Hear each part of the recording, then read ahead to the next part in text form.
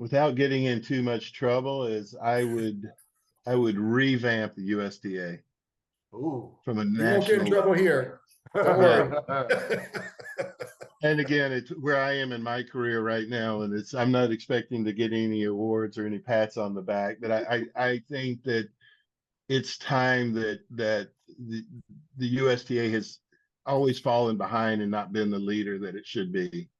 And this whole cluster that we had with the USPTA and PTR certification and what it was meant to be should have happened 30, 40 years ago, like the other federations had. But then, when we see the drop off in American tennis players on the tour or just playing, and there's a reason for that. And I think the USTA dropped the ball on that.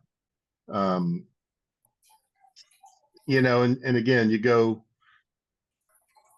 and I have not been down to the national campus, but it seems like most of the coaches down there are foreign coaches, not American coaches that are bringing up our kids, which is fine. Don't get me wrong. I think some of the best pros coming in for teaching pros are the foreign, because they know how to work and they're willing to work.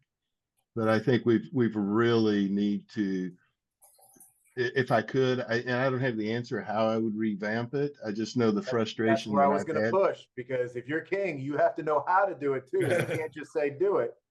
So if you don't have the answer now, what I will do is I'm going to call you next week. Okay. I'll put more of the answer in. I'll put more of the answer in.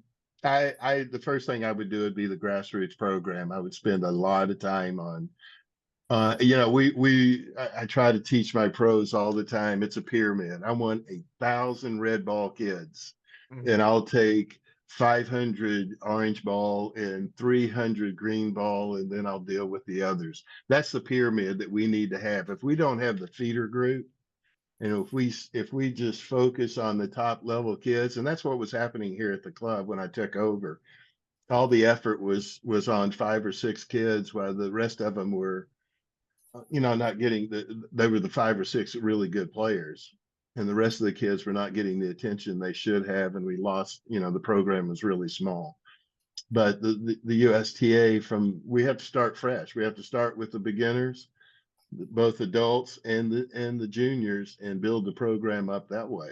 Our biggest program has been Tennis 101 here, and it's we've introduced, probably, I don't have the number off the top, probably 350 brand new tennis players to the game, and we're keeping them about 70% retention. And so we're getting them involved. As soon as they get through 101, they go into 201, then they get into C8. And so I had one team that went from 101 to state championship in USTA 2.5. So it's a cool little thing. But again, off of what we've done here, I would spend a lot of time on the beginners and introducing people to the game.